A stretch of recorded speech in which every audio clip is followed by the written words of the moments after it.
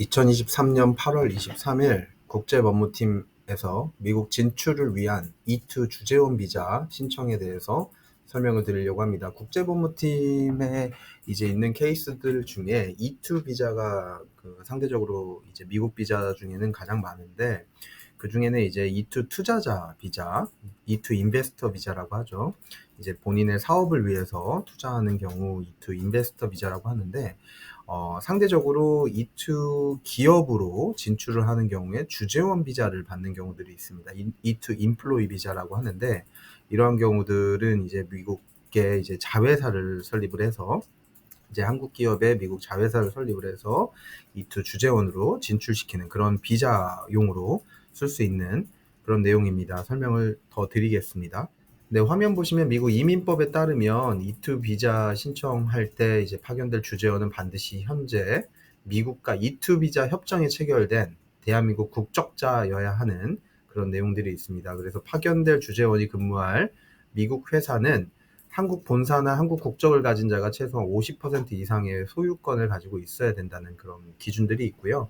또한 이제 미국 지사로 주재원을 파견하기 위한 E2 비자 신청할 때는 미국 투자가 이제 한국 회사 미국 투자가 실질적이고 상당하며 미국 회사의 수익성도 증명을 할 수 있어야 되는 그런 내용입니다. 그래서 한국 기업이 미국 현지 사업체를 인수하거나 아니면 새롭게 설립해서 운영하는 그런 경우에 E2 이제 주재원으로 파견을 하기도 하고요. 다른 비자들과 달리 사업체가 운영이 잘 되고 있는 상황에서 기간 제한 없이 연장이 가능한 그런 비자이기도 합니다.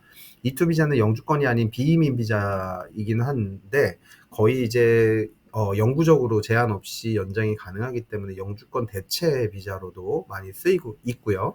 수속 기간이 이제 보통 3개월 정도로 빠르고, 배우자 같은 경우는 이제 워크 퍼밋을 발급받기도 하고, 21세 미만의 어떤 동반 자녀 같은 경우는 공립학교라든가 이제 미국의 동반 자녀로서 혜택을 여러 가지 받을 수 있기 때문에, 현재 이제 세계에서 두 번째로 미국 비자 E2 비자를 신청하는 나라가 두 번째로 많은 나라가 이제 대한민국이라는 점들이, 이제 그러한 장점들이 반영된 결과지 않을까 싶습니다. 네, 투자는 이제 적극적이어야 하고, 이제 화면 보시면 이제 퀄리파잉 릴레이션십이라고 해서 한국 회사가 미국 회사를 50% 이상 소유하거나 또는 한국 국적자인 주주가 50% 이상 소유하고 있으면 되는 조건들이 있고요. 그다음에 이제 충분한 자금이 투자가 되고, 이제 미국으로 송금된 자금이 미국 회사 운영에 적절하게 사용이 되어야 투자금으로 인정이 되는 그런 내용이라는 거. 그다음에 소스 오브 펀드라고 하는 거는 이제 미국에 송금된 자금이 한국 회사에서 또는 한국 국토에서 적법하게 마련된 자금이어야 되는 거. 이제 자금 출처가 중요하게 쓰인다라는 거. 그런 내용들을 이제 보셔야 될 것 같고요. 투자는 이제 적극적인 사업이어야 됩니다. 그래서 부동산이나 주식 투자 같은 경우는 좀 보수적으로 봤을 때 적극적인 사업이라는 점에서 설득력을 갖기가 조금 어려워서, 이런 부분들은 이제 무조건 안 된다라고 하기는 보다는 이제 변호사랑 상담을 하셔서 E2 비자가 가능한 그런 사업인지 아닌지 좀 판단을 같이 하시면 좋을 것 같고요. 상당량의 이제 투자금은 시장 상황이라든가 업종이라든가 사업 규모 등에 따라서 실질적으로 판단이 됩니다. 그래서 케이스에 따라서 더 적은 투자금으로 승인이 되는 경우도 있는데, 어떤 경우는 이제 너무 적은 투자금이다라고 이제 거절되는 경우들도 있으니, 이런 적절한 투자금에 대해서도 상담을 좀 받아보시면 좋을 것 같고요. 충분한 투자금이 사용된 거, 커밋먼트가 굉장히 중요한 내용입니다. 이제 사용이 실질적으로 됐다라고 증빙되는 그런 서류는 임대차 계약서라든가 인보이스라든가 영수증이라든가 페이롤 스테이먼트 같은 거, 그런 내용들이 도움이 많이 되고요. 리스크가 수반되어야 된다는 이제 원칙이 E2 비자 신청할 때 가장 중요한 핵심이기 때문에, 뭐 이제 미국 투자 비자, E2 비자로서의 그런 신청 조건 중에 회사가 회사로 투자한 거, 거기에 따른 이제 E2 인플로이, 이제 주재원이 파견되는 그런 과정들도 무리가 없어야 되는 그런 부분들, 변호사랑 꼭 상담을 하셔서 적절하게 자료를 만드시면 좋을 것 같습니다. 네, 또 다른 조건은 actual business라고, actual, real and active 뭐 이런 내용들인데, 실질적이고 활발하고, 그리고 어떤 활발하게 운영되고 있는 사업장, 실질적인 사업장, 이런 내용들을 증명하기 위해서 화면에 보시는 대로 세금 신고가 제대로 되어 있는지, 은행 거래가 제대로 되고 있는지, 직원이 고용이 제대로 되고 있는지, 임대차 계약은 확실하게 되고 있는지, 이런 부분들을 이제 설명을 해야 되고요. 그다음에 엔터프라이즈 이 기업체가 뭐된 마지널이냐, 그 무슨 말이냐 하면 수익성이 나고 있는 회사냐라는 내용이 중요한 내용이 됩니다.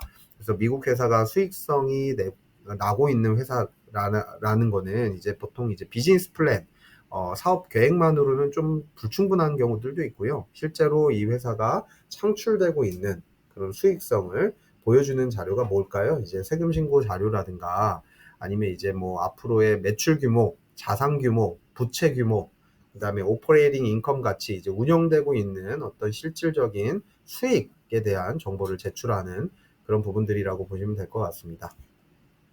네, 이투 주재원의 경우 파견 대상자의 자격 조건에 따라서 관리 감독직 또는 이제 필수 전문 인력으로 이제 두 가지로 크게 구분이 되는데요. 이제 관리 감독직 같은 경우는 매니저리얼 캐패시티라고 하는 관리자적 능력이 중요한 부분들이 될 거예요. 그래서 뭐 아무리 뭐 변호사나 회계사라고 한다고 하더라도 그냥 자기 일만 잘하는 사람들은 사실 관리 감독직으로 인정을 못 받습니다. 관리 감독직이라고 한다면 이제 본인의 어떤 하위 직원을 어떻게 이제 컨트롤을 하고 어떻게 관리를 할 수 있는지를 설명할 수 있는 그런 자료가 중요한 자료라고 보시면 될 것 같습니다. 필수 전문 인력 같은 경우는 사실 기술직이죠. 기술이 있는 사람. 그러니까 뭐 변호사나 회계사 같은 경우도 혼자서 어떤 일을 더 특수하게 잘할 수 있다. 뭐 상표 등록 관련된 이제 전문 변호사다. 아니면 뭐 그 회계사 같은 경우에 뭐 이 기장 관련된 일들을 어떻게 잘할 수 있다. 감사 전문 회계사다. 뭐 그런 식으로 필수 전문 인력으로 구분이 되는 경우들이 있습니다. 이제 관리 감독직이랑은 전혀 별개로 이제 구분을 하셔야 될 것 같고요. 이러한 이제 조건들을 이제 잘 따져보고 변호사랑 상담을 하셔서 관리 감독직으로 주재원을 파견을 하시는 게 맞을지, 필수 전문 인력으로 파견을 하시는 게 좋을지 이제 따져보시면 좋을 것 같습니다. 네. 국제법무팀은 이제 서울시 서초구 반포대로 30길 81 웅진타워에 이제 위치하고 있고요. 02-598-9021 또는 02-598-9022로 연락을 주시면 저희가 꾸준한 이제 상담을 드리면서 이투 비자에 대해서 잘 모르시는 부분들까지도 이제 저희가 이제 여러 가지 10년 이상의 다양한 경험과 노하우로 이제 설명을 드릴 수 있도록 하겠습니다. 감사합니다.